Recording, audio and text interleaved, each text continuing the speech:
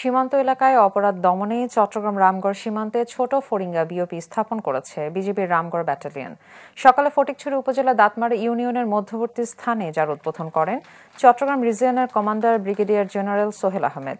পরে বৃক্ষরোপণ, সৈনিকদের সাথে মত বিনিময় এবং বিওপির বিভিন্ন স্থাপনা ও এলাকা পরিদর্শন করেন। এ সময় তিনি জানান, এই বিওপির মাধ্যমে অপারেশনাল সক্ষমতা বৃদ্ধি, সীমান্তে নিশ্ছিদ্র নিরাপত্তা বিধান এবং চোরাচালান বন্ধ সহ বিভিন্ন অপরাধ দমন করা সহজ হবে। বাহিনীর ঊর্ধ্বতন কর্মকর্তারা এ সময় উপস্থিত ছিলেন। বর্ডার গার্ড বাংলাদেশ তথা বিজিবি সীমান্তবর্তী জনগণের নিরাপত্তা ও আস্থার প্রতীক।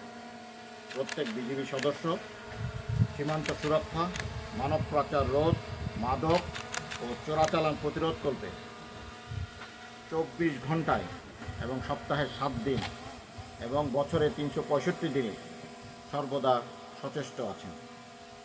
চট্টগ্রাম জেলার মিরেশ্বরাই উপজেলার করেরহাট ইউনিয়ন এবং ফটিকছড়ি উপজেলার দাঁতমারা ইউনিয়নের মধ্যবর্তী প্রায় 5 কিলোমিটার এলাকা নিকটস্থ বিওপি হতে কিছুটা দূরবর্তী ছিল। নতুন করে ছোট ফরিঙ্গা বিওপিটি স্থাপনের ফলে এই দায়িত্ব লাঘব হবে এবং এলাকার সার্বিক নিরাপত্তা নিশ্চিত হবে বলে আমি বিশ্বাস করি।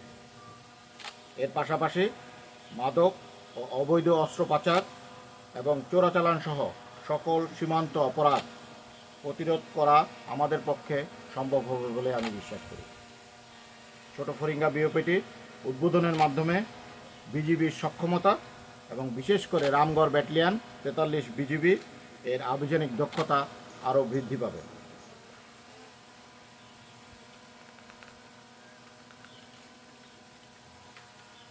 এর ফলে সীমান্ত সুরক্ষা যাবতীয় দায়িত্ব আমরা আগের চেয়ে আরও অনেক বেশি সুষ্ঠু ও সুন্দরভাবে পালন করতে পারব। আপনারা জেনে আনন্দিত হবেন যে বিগত 1 বছরে সীমান্ত নিরাপত্তা ও চোরাচালানের প্রতিরোধকল্পে 10টি নতুন বিওপি সংযোজনের ফলে বিজিবির আভিযানিক কার্যক্রম আরও গতিশীল হয়েছে। আমি আশা করছি ছোট ফরিঙ্গা বিওপিটি স্থাপনের ফলে অত্র এলাকার জনসাধারণের জীবনযাত্রার মান আরও উন্নত হবে এবং সেই সাথে সাথে সীমান্ত অপরাধ অনেকটা রোধ পাবে।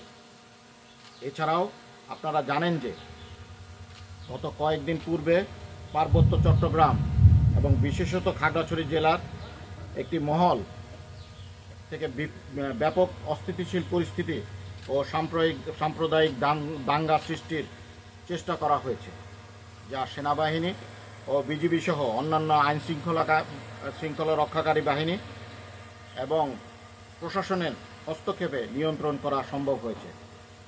এই সময় সহিংসতা নিরসনে কাজ করতে গিয়ে দুষ্কৃতিকারীদের হামলায় বিজিবি সদস্যরাও আহত হয়েছেন।